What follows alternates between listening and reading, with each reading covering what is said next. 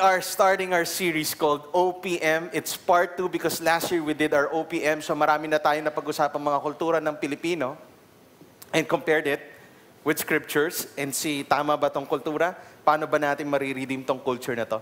So for the next 4 weeks, we'll look at 4 new sets of culture that we have as a nation. In light of scripture, anong mako-comment natin doon? At hopefully marami po sa atin dito tamaan after 4 weeks. Bato-bato sa langit, tamaan ka sana. Okay, with what we're going to talk about. Dahil ako, tinatamaan na ako habang gumagawa pa lang ako ng message. Title pa lang medyo convicted na ako sa mga kasalanan ko, no?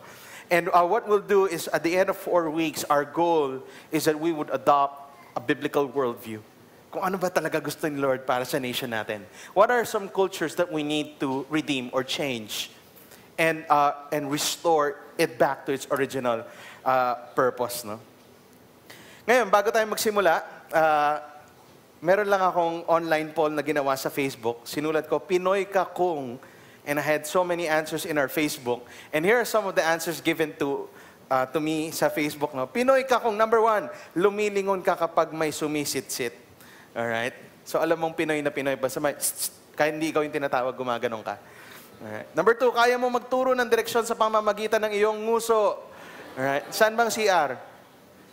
Okay? Pag sa ibang bansa, nasampal ka na, no? Alright.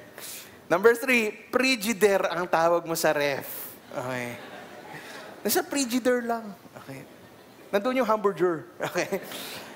Number 4, may walis ting-ting at tambo sa bahay mo. Panlinis mo ng carpet kahit may vacuum cleaner ka. Yung pa rin yung ginagamit mo talaga, no? Number 5, kumakain ka ng inihaw na dugo ng manok. Uy, yan, sarap. Okay. Adidas. Okay. Hindi sapatos yun. No? Pag Pinoy ka, alam mong... Okay. Paanong manok yun? Isaw ng manok. Okay. Balon-balunan and all of this, ano yan? Yan yung kinakain mo. Helmet, kwek-kwek, puwet, isaw, Adidas, chicharong balat, atay. Balon-balunan, korbata, no? Sipin mo, talagang sulit na sulit yung manok sa atin, no? No waste. Okay. Pinoy lang makakagawa niyan. Alright. Mahilig kang sumingit sa pila. Enrollment. Ayan yung mga enrollment, no? Number 7, nagvi-video okay ka kapag Sabado, Linggo, Martes, Lunes, Miyerkules, Huwebes, Biyernes. Araw-araw ka nagvi-video okay. Number 8, umuusyoso ka kapag may aksidente. Okay. Kaya laging traffic. Okay. Pumapalakpak ka kapag lumalanding ang eroplano sa airport.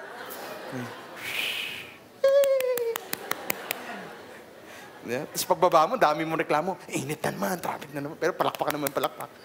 Ngayon, bago na sa Cebu Pacific, di ba? Seatbelt, seatbelt. Ow! Di ba? May mga ganun na tayo. Worldwide na yung video na yun, no? Nag-uuwi ka ng mga gamit sa hotel. Okay, yung iba, tamaan kayo. Towel ang inuuwi at bedsheet. Okay. Tumatawad ka sa department store na parang nasa palengke ka lang. Okay. Wala kang pinipili, Rustans, Landmark, Isitan. Tumatawad ka kahit saan. Cutex ang tawag mo sa nail polish. Colgate sa toothpaste. Okay. Ginagamit mo yung mga daliri sa pagsukat ng tubig sa rice cooker. Hanggang ngayon, ganun ka pa rin. Lastly, no, nag-uuwi ka ng mga tira-tirang buto at tinik sa birthday party para ipakain kay Bantay at sa pusa mo. Okay? So marami tayong mga kultura, no? And a lot of us may misconception tayo pagdating sa kultura natin. Feeling natin pag common siya, normal na siya. Basta everybody's doing it, it's normal. Okay? We accept it as such and we think there's nothing to it. It's not wrong. It's neutral. It's common. Everybody's doing it. So, malamang okay din siya. Okay? But what we want to do is open the scripture. Okay? And look at biblical principles. Compare natin sa kultura natin ngayon and try really to judge it objectively using our Bible. Sabi ni Evelyn Miranda Feliciano, one of the famous Christian sociologists, the Bible is not silent on values affecting a nation. Yan yung, meron akong libro niya, no, ni Evelyn Miranda, Filipino Values and Our Faith, where she talks about all the culture that we have in light of Scripture. No? So for 4 weeks, titingnan natin, number 1 is yung lusot, lakad, lagay. We'll look at it today. Next week, kanya-kanya. Okay, number 3, matsunurin. Number 4, ningas kugon. No? And this is what we'll look at for the next 4 weeks. Sabi nila, the way we think determines the way we act. Tama ba? Kung paano ka mag-isip, that's how you act. Right? They said that thoughts produces decisions. Dahil sa pag-iisip natin, it's how we make decisions. Decisions will produce action, and actions produces habits. Habits produce character, and character produces destiny. If we want to go to the right destination, ang pinaka-basic is our thought life. Ano ba yung nasa thoughts natin? Paano ba tayo mag-isip? How do we think? Because if the way we think, that's how we're going to live our lives. Therefore, kung naglalakad tayo with the way we thinking and the way we act, it leads to our destination. Napakasimple. Right? Itong subject ng lakad, lusot, at saka lagay, alam ko marami sa inyo nagkaroon na kayo ng episode sa traffic enforcer, sa MMDA, o sa police na nahuli kayo. Tama ba? Sino dito hindi pa kayo nahuhuli? Ever? Okay. Okay. Wow, babait ng mga tao dito. Okay. Wala kayong kotse, no? Anyway, one time, last year to, no? Na-drive ako sa EDSA, may mga kasama ako mga missionary at saka mga pastor. Nagmagandang loob ako, sinabay ko sila kasi bababa daw sila ng EDSA, sasakay sila ng MRT. So sabi ko, sige, from the fort, punta ako sa EDSA, sa McKinley. Pagkaliwa ko, binaba ko sila. Hindi ko alam na bawal pala magbaba doon ng mga pasahero, no? So pagkababa ko, hininto ako ng pulis. Sabi niya, sir, alam niyo bang bawal dyan? Sabi ko, uy, sorry. Hindi ko sinasadya, hindi ko naman talaga alam. Patawad, please. Ayoko nang mag-seminar at saka di ba, pumunta pa para kunin yung lisensya ko. Ayaw, sabi parang, hindi talaga pwede. So, medyo may nahihinta ko na ibang spirit sa kanya. So sabi ko, nilabas ko na yung pastor card ko. Sabi ko, actually, pastor ako eh. Diyan ako sa Jesus is Lord. Okay. Diyan ako sa Victory, no? Diyan sa... Babangon din ng Pilipinas. No? But, diyan ako sa Victory, no? Sabi, nung narinig niya na pastor ako, alam mo ano sabi niya? Sabi, pastor ka? Pastor ka pa man din. Di ba? You're breaking the rules, so wala akong magawa. Sabi ko, sige, tikitan mo na ako. Sabi ko, una, hinahagal ko pa. Huwag mo na akong tikitan, manong. Pagpe-pray na lang kita kung anong gusto mong prayer, ganyan. Pero talagang hindi, medyo mahina yung prayer power, no? So, ayaw niya, so tinikitan na lang niya ako. Sometimes we all fall to that, even as pastors. You try to take out your pastor's card or yung lisensya mo pagbukas, merong sino mang officer yan or chief dyan na nakatabi ng lisensya mo. In a way, we're trying to practice this. No? Lahat tayo dito, for sure. One way or the other. Mahilig tayo either lumusot, lakad, or maglagay. Okay, now, there's a story in the Bible na napaka Pinoy na Pinoy, no, ang dating. We look at the life of Jacob. Jacob, bigyan ko ngayon ng background ni Jacob, no, bago ko basahin yung kwento niya. Jacob, meron siyang tatay, pangalan Isaac. Si Isaac at that time was getting old. Ngayon, pag tumatanda ka na at mamamatay ka na, ang ginagawa nila during the Old Testament days, up until now, the Jewish culture, what they do is they bless their kids. And when they say something and bless the kids, it's so powerful that it really comes to pass. Whatever prayer was made. So ngayon, si Isaac mamamatay na, narinig nung asawa na i-bless na si Esau. Si Esau, yung panganay, si Jacob, yung kambal niya, pero yung pangalawa. So, nung narinig nung nanay, si Rebecca, na i-bless na si Esau, sabi ni Rebecca, hindi pwede yan, favorite ko si Jacob dapat ang i-bless. So, kailangan natin gumawa ng paraan. Pumunta siya kay Jacob, sabi niya kay Jacob, dadayain natin yung tatay mo. Akong bahala sa'yo. Lalakad kita. Okay? Kailangan lang, ito yung gawin mo. Okay? In Genesis 27, sabi niya, "Now, my son, listen carefully and do what I tell you. Go out to the flock and bring me 2 choice young goats so I can prepare some tasty food for your father, just the way he likes it. Then take it to your father to eat so that he may give you his blessing before he dies." Okay. Jacob said to Rebekah, his mother, "But my brother Esau is a hairy man while I have smooth skin." In short, si Esau, do kambal sila, hindi sila identical. Si Esau, hairy, no? Mabalbon. Okay, ibig sabihin, tulad ko, pagka tinanggal ko to, may chest hairs ako. Okay?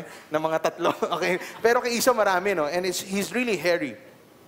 Okay? And he smells like a real man. Yung amoy pawis. Okay? Mamantika. Okay? Laging pawis. Pag natutulog, hindi na naliligo. Parang ganun yung type, no? He's a hunter. He loves the wild. Si Jacob, medyo iba. Si Jacob, smooth skin. Maputi, nag-e-eskinol, naglo-lotion, nagko-cologne, nagpapagupit, nagpapaspa. Di ba? Tapos kung bibili siya ng pagkain sa Unimart, okay? He doesn't go out and hunt. Alright? So, there's a big difference between both of them. So sabi ni Jacob, what if my father touches me?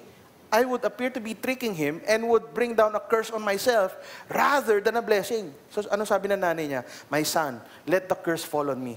Just do what I say. Go and get them for me. They were deceiving. They were scheming so that Jacob could get the blessing. Okay. Anong tawag dito? Ito yung tinatawag na lakad. Nilalakad ngayon ng nanay ni Rebecca si Jacob para si Jacob makakuha ng blessing ni Isaac. Dahil pagka bless si Isaac, bless din yung nanay. Favorite niya. Manok ko to eh. Di ba? This is what you call fixers. Okay? Sino sa inyo dito mahilig bumili sa mga fixer? Okay? Di ba pag nasa LTO ka, lisensya ka, may nakapaskil sa entrance, malaki-malaki. Bawal ang fixer. Tapos may bench dyan sa baba, nandoon nakaupo lahat ng fixer. Di ba? You know the scene, right? Okay, and may approach sa'yo na feeling mo, ang babait talaga ng mga Pilipino. Boss, tulungan na kita. Okay. Yung pala may patong lahat, yung fixers pala yon. Di ba? Bawal pumasok ang fixer, pero pasok na pasok sila hanggang office. Di ba? And so what happens is, pag nag-fixer tayo, may fixer tayo, nangyari is, nagbabayad tayo ng more, right? Bakit natin gusto magkaroon ng fixer sa buhay? Para shortcut.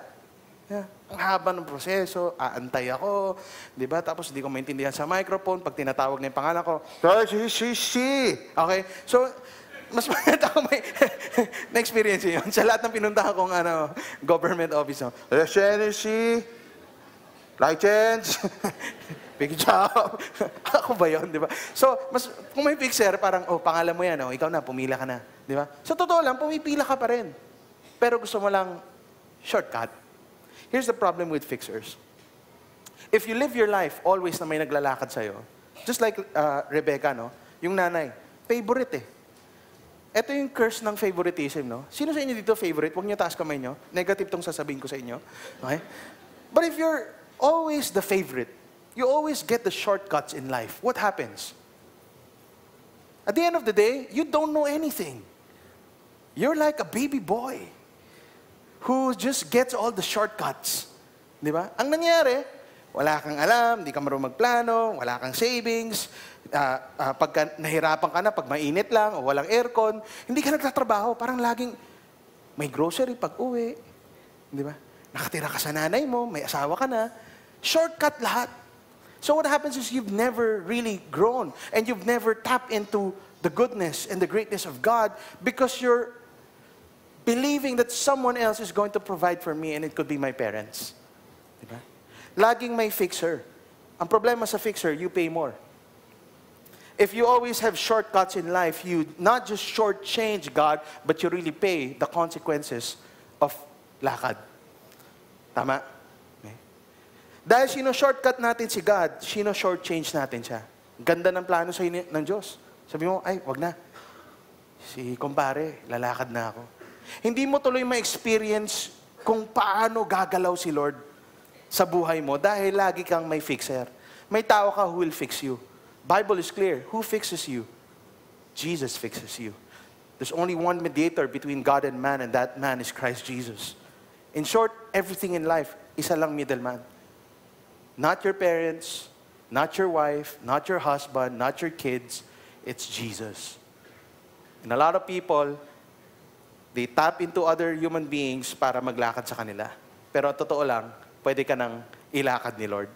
Yeah? Ganon din sa spirit eh. Sa spiritual stuff, no? Di ba marami sa atin, kanino tayo dumidikit pag may problema? Yeah? May problema ako sa... Kasi lumaki kami ganon eh. May problema ako sa pera. Punta tayo kay Buddha ngayon. Di ba? Malakas yan sa pera. Kung si ganito, may problema. Nako, medyo... hindi na umuulan, punta tayo kay Saint ganyan. Dumidikit tayo. Ano sabi sa Bible? Very clear. Go straight to God. You have direct access. Pero anong gusto natin? Kultura natin ganito. Hindi, punta tayo sa nanay. punta tayo sa kapatid, sa kaibigan ni Lord. Dasal tayo kay St. John Baptist de la Salle. Okay? Or si Saint, may Saint Ateneo ba? Wala namang ganun. Ha? Wala akong alam sa Ateneo. Okay na yun, okay? Okay, but, okay. Si Saint Ateneo or whatever, okay? Ignatius, Saint Ignatius. Ignatius, Ateneo, layo naman nun. Okay? Anyway, we always try to have this, di ba? Saan ako pwedeng kumabit? Di ba? Kay Saint, ganito, or kay Mother na lang. Di ba? Hindi natin alam si Lord, lalaki yan. Hindi niya kailangan si Mami, hindi Mama's boy yan. You can go straight to Him. One mediator between God and man, Christ Jesus. Ganon din minsan tayo. Pag may matindi kayong problema, tapos nasa church kayo, sino una niyo pinupuntahan? Yung pastor. Bakit? Because close kay God yan eh. Pag nag-pray yan, effective. Pastor, pag-pray mo ako. Okay. Bakit? Yung prayer mo ba, prayer ko, iba? Parehas lang naman yung words na ginagamit natin. Isa lang naman din kausap natin. You can go straight to God. And sometimes we think this way, I need a fixer in my life. Kailangan may maglakad sa akin. You don't need to. You have direct access to God. If you shortcut, you shortchange God. Okay ng long cut, at least makita mo yung hand ni God, how He moves. Second thing, so after nilakad ng nanay ni Jacob ni Rebecca si Jacob, second thing was, when Jacob was inside the room to get the blessing, ba't niya gusto ng blessing? Gusto niya security eh. Pag blines ako, tapos prinay niya yung prayer niya for Esau, pero ako naman si Jacob, ibig sabihin dahil favorite niya si Esau, gaganda buhay ko. And so Jacob deceived his father. And in verse 21, ano sabi? Then Isaac said to Jacob, come near, so I can touch you, my son, to know whether you are really my son, Esau, or not. Jacob went close to his father Isaac, who touched him and said, the voice is the voice of Jacob, but the hands are the hands of Esau. So nung hinawakan na ni Jacob, sabi niya, medyo mabuhok naman siya. Pero yung boses niya medyo maka-Mickey Mouse. Okay? Parang Jacob pa rin yung boses. So at this point, ano sabi parang dito, mismo makita mo may doubt na si Isaac, no? Na pwede siyang lokohin. In short, pwede nang mahuli. Pero nung ginawa ni Jacob, lumusot. Okay? Next verse, he did not recognize him, for his hands were hairy like those of his brothers Esau. So he proceeded to bless him. Pero bago niya i-bless, are you really my son Esau? He asked. Ano sabi ni Jacob? I am, he replied. Lusot ulit, no? Huli na. Sa totoo lang, Isaac was giving a chance for Jacob to confess, you're not really Esau, you're Jacob. Okay. Minsan, ganun din tayo, no? Pag mali na, gagawa pa tayo ng paraan. Tapos sabihin natin, will ni God. Dahil walang nangyari. Yeah? Lumulusot tayo, tapos pag nakalusot, cheating ka, hindi nahuli, tapos perfect ka. So ngayon, dean's lister ka. Grabe, pait ni Lord sa akin. Hindi ako nahuli. Pinasok ko lang sa ballpen yung kodigo. Pinaghirapan ko yun. Di ba? Liit ng mga sulat ko eh. Si Jason nagturo sa akin no? Okay, kung anong ginagawa niya dati. Di ba? May kwento si Pastor Larry, no? Si Pastor Larry, 3 years ago kasi, maraming utang si Pastor Larry ngayon. He's debt-free. When he got saved, he got discipled, he just changed his lifestyle. Dati, mayabang yan. Madatong, mayabang, nakakaasar. Okay? Hindi ko natikman kung paano siyang manlibre dati dahil hindi ko pa siya kakilala. Kaya yabang niya. Panay kwento lang, hindi ko naman natikman. Anyway, si Pastor Larry, sabi niya, there was one time na sobra na siya in debt. Hindi alam na asawa niya. Kept it secret. There were days he would be in the office, natatakot siya pag nag-ring yung phone. Kasi alam niya, bangko. Diba? So one time he was praying. Sabi niya, minsan lang daw siya mag-pray. So nag-pray siya. Lord, tulungan mo ako. Nag-ring yung phone. Pag-ring ng phone, ang dami niyang credit card debt. Umabot ata, 8 million ba yung inabot ni Larry, no? Mga 8 million credit card debt. Hindi ko alam anong binili niya, no? Pero ang daming Citibank doon. Okay. Pag-ring ng phone, pagsagot niya, credit card company. Hindi siya sinisingil. Tinataas yung credit limit niya. To the point na pwede siyang bumili ng kotse using one credit card. So sabi niya, sige, taas nyo. Pagbaba ng phone, sabi niya, thank you, Lord. Ikaw talaga gumagawa ng paraan para mawala yung utang ko. Kasi gagawin niya, uutang siya pambayad sa utang. So, it just piles up. And di ba, how distorted his mind at the time to think that it was God's will. When all this time, lumulusot lang siya sa responsibility because he was not a good steward of his money. And God has to bring him down for him to understand that's not how you operate as a man, as a biblical man, as a man who loves God. You've got to be good steward of your finances. Huwag ka nang lumusot. May utang ka, may utang ka. Di ba? Mag-sorry ka, harapin mo yung creditors mo. Diba? But don't make excuses because you're already there. Okay? God always gives us a way out bago pa tayo mahuli. 1 Corinthians 10:13. Ano sabi doon? No temptation has overtaken man except what is common to us all. Ibig sabihin lahat ng temptation that we face, it's common. And God is faithful. He will not let you be tempted beyond what you can bear. But when you are tempted, He also provide a way out so that you can endure it.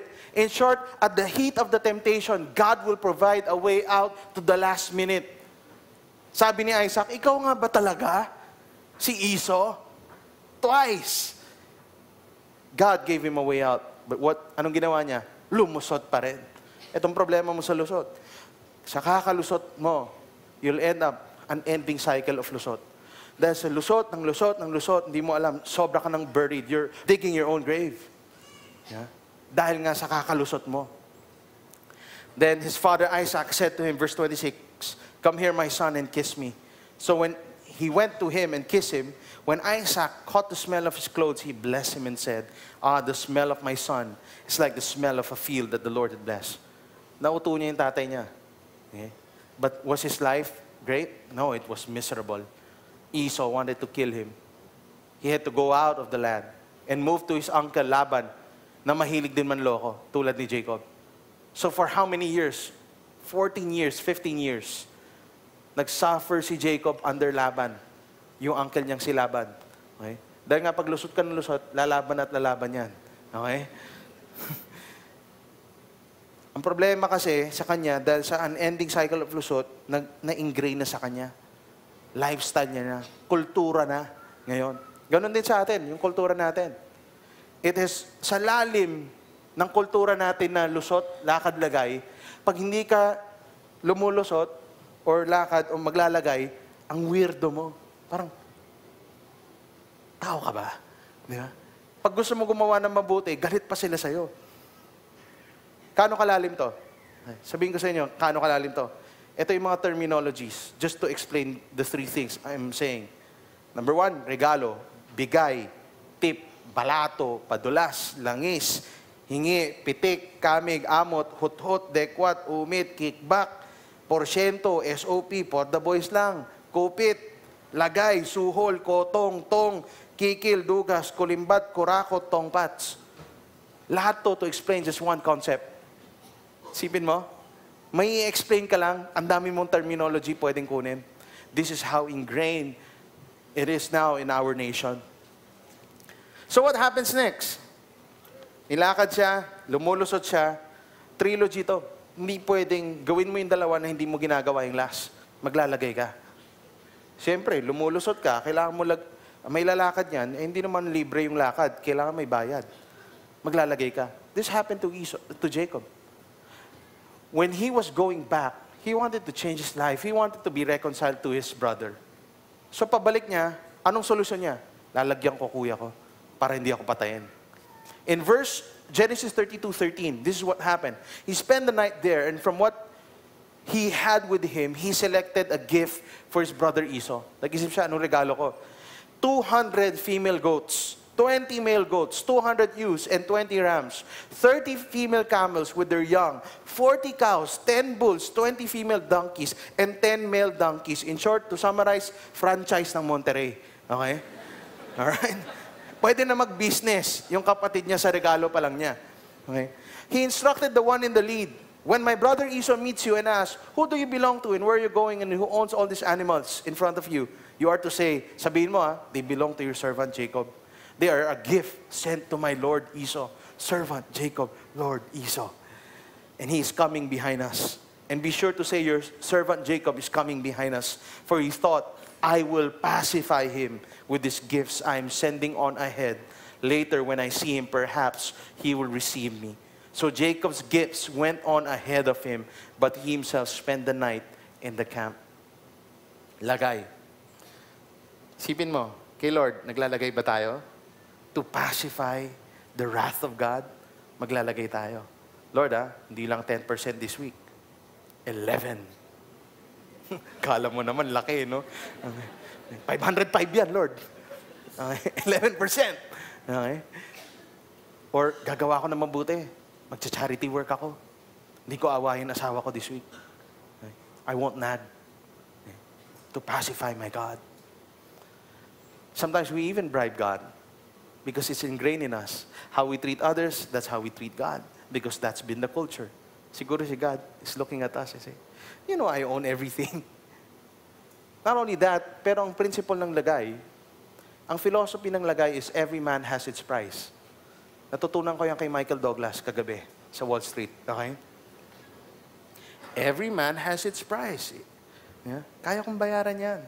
Bahala dyan. Si Gantz, 3,000 pesos lang katapat niyan. Bibigay yan. Sasayaw din yan sa harapan. Okay? Yeah, si Carlo, 5,000 lang yan. Yeah. Pwede na yan. Si Jason, 1 million lang yan. Okay. Yeah.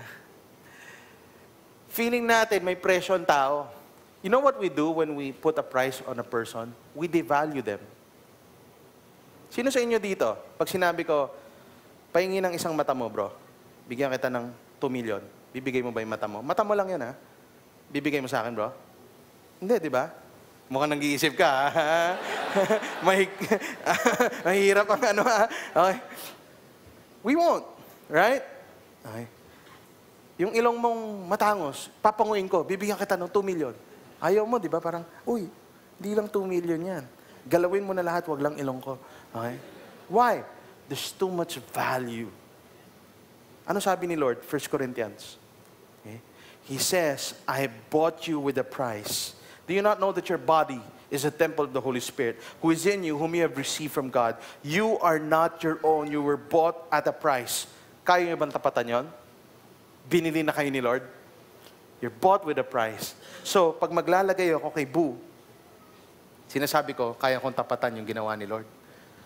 I'm putting a price on your name. I'm putting a price on your integrity. I'm putting a price on the value that you have. Pag tinanggap mo, anga-anga ka. Okay? Why? You insult God. You tell God, you know what? What you did, it's not that valuable. Pwede na sa akin ng 10,000. Masaya na ako. May pang-hotel na kami. Yeah. How we try to shortchange God in so many things because of this culture that's ingrained in us. Sino sa inyo dito, you're looking for a blessing? Gusto nyo ma-bless talaga kayo? Taas ang kamay. Nakikita ni Lord yan. Okay? Yung mga hindi nagtaas, bahala kayo. Okay? Who wants to be wealthy? You want financial peace, financial freedom? Who wants security? Talagang secure ka na for the rest of your life. Lahat tayo gusto natin eh. Ito yung pursuit ni Jacob. Wealth, the blessing for security, di ba? And blessing, wealth, and security. Pero anong ginawa ni Jacob? He did it man's way. Lakad, lusot, lagay. But is this God's way? Anong nangyari kay Jacob? Ginawa niya lahat. Totoo lang sa umpisa, may ano eh. Uy, okay to ah. Ayos, nakuha ko yung blessing. Uy, ayos. But at the end of his life, this is what happened. Broken relationships.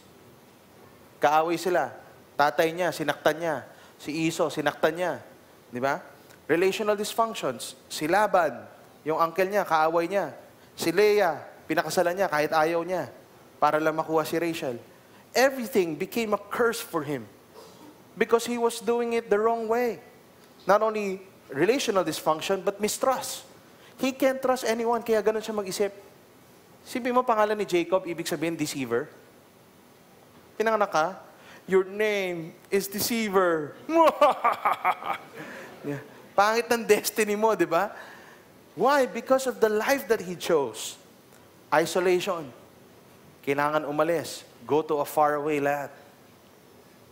Now, question. Looking at this story, how do you break this mindset? How do you break this practice in your life?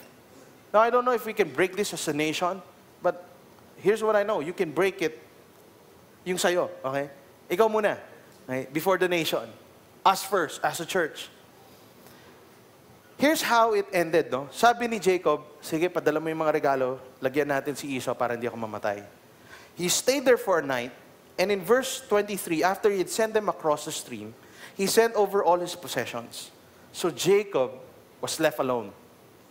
And a man wrestled with him till daybreak. When the man saw that he could not overpower him, he touched the socket of Jacob's hip, so that his hip was wrenched as he wrestled with the man. Pinilay nung man na yon, kung sino man ka-wrestling niya nun. The man said, "Let me go, for it is daybreak." But Jacob replied, "I will not let you go unless you bless me." From night till daybreak, Jacob was wrestling with God, with this angel of the Lord. He was wrestling to the point na umaga na, ayaw niyang bumitaw. Sabi nung lalaki, sabi nung ka-wrestling niya, bitawan mo na ako, kundi ito-tombstone kita, okay, or whatever. Okay? Sabi, no, I won't. Okay? Hindi, ibang wrestling to. No? Baka sabihin nyo, WWE to. Hindi to yung mga gumaganong-ganon. MMA to. Mixed martial arts to. So talagang naka-headlock lang sila ng ganon, di ba? Tapos, ilan na siya, pinilay na siya. Sabi niya, bumitaw ka. Nagpapalit na tayo ng pawis nito. Di ba? Ano sabi ni Jacob? No way. I'm not letting go. Bless mo muna ako. Pagod na ako. Ayaw ko na to. Okay. He was not letting go. He wanted to hold on. He was desperate for change. What does this communicate? You want change to happen in your life? You know, only Jesus can give you change. But unless you're desperate for change, it won't happen. Unless you know that there's a need for a Savior because you can't save yourself, it won't happen. What you tolerate, you cannot change. If you tolerate sin, you can't change that. Tolerate laziness, you won't change that. Tolerate death in your life, you won't change that. Okay lang yan. Tolerate na yan. Ganun naman eh. Ganun naman lahat. Common na to. Normal na to. Okay na, kultura na natin to. Hindi na to magbabago. Kaya pag eleksyon, di ba, lahat tayo sumisigaw, pagbabago, pagbabago. After nun, ano? Wag na. Pwede na yan. Pagbabago. Nahuli ka, di ba? Sir, pagbabago. Why? You tolerate. You cannot change it. You do it to God. You tolerate it. You cannot change it.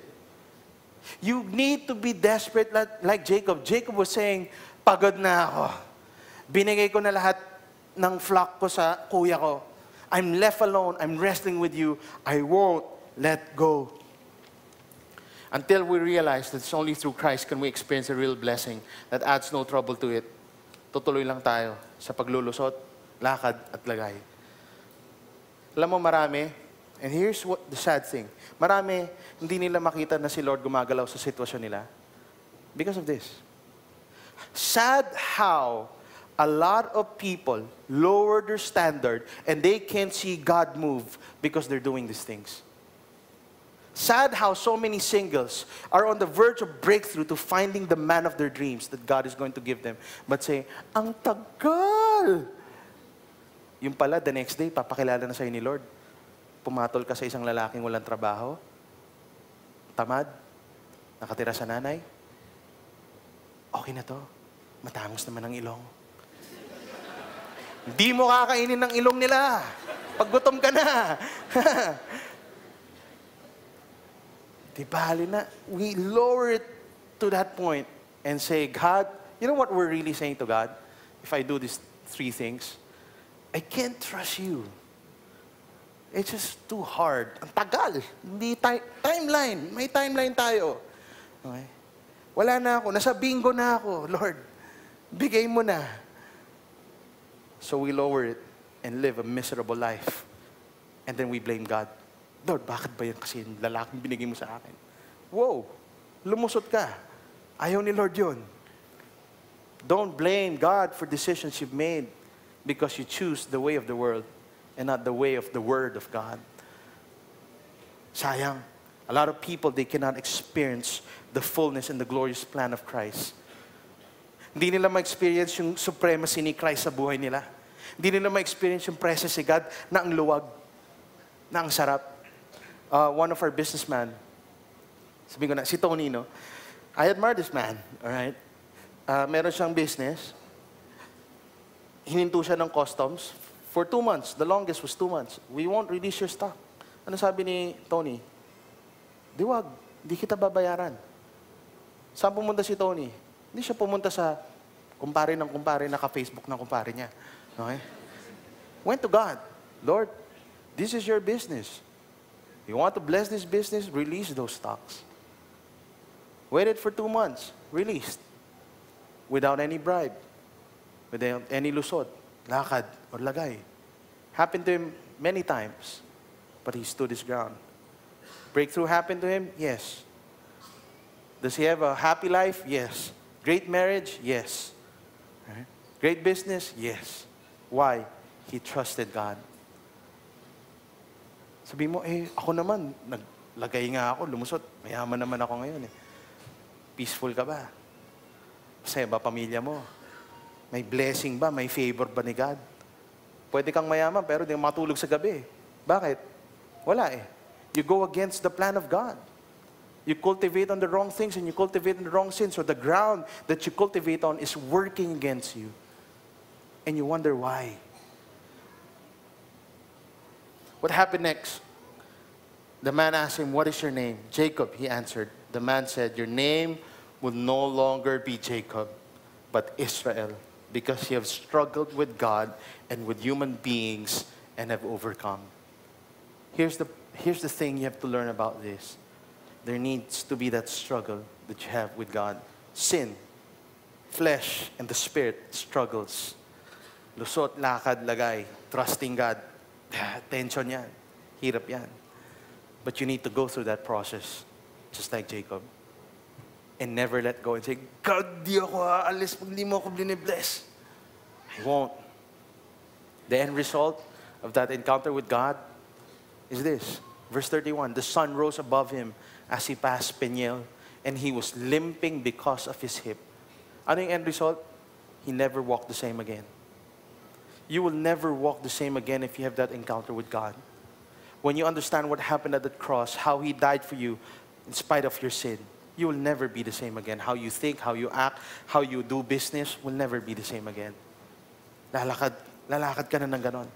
Yan yung lakad ng tunay na Kristiyano. Nag-wrestling na kay God. Di ko kaya. Kakapit lang ako. That's how a real man walks. How a real woman of God walks. They wrestle with God. They struggle with God. And it comes to pass. Bottom line. Ito. Ano bang plano ni Satan? Okay? Huwag niyong tanggapin ng plano ni Satan. No? Here's Satan's grand plan for you. It's to distort you.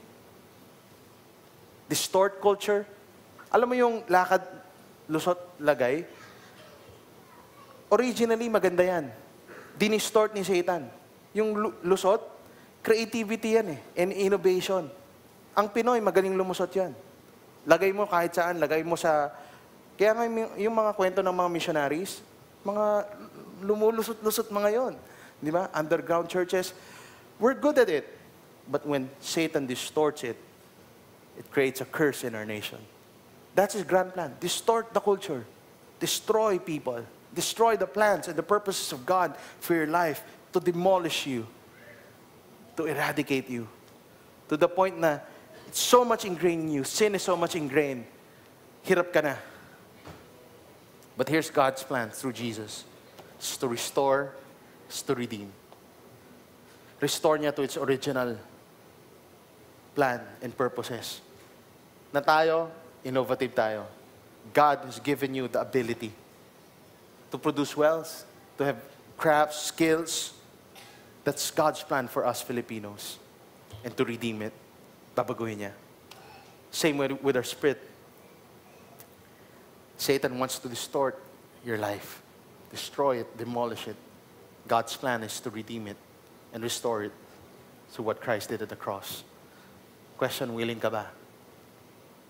Or are you going to tolerate what the enemy is doing in our life, in our nation, in our culture? I want to end with this challenge. Pagbabago, hindi presidente natin sagot. Pagbabago, sa totoo lang, di rin tayo yung sagot kasi hindi nga natin kaya. Sobrang ingrained. We have to be just like Jacob. Wrestle, struggle with God and say, God, I'm not letting go unless you bless me, unless you change me, unless you transform me. Do you have that encounter with God? Are you ready for that encounter when God shows up and wrestles with you? That it's no longer the way of the world, but it's God's way already. I pray that you will never walk the same again. That's our prayer for you.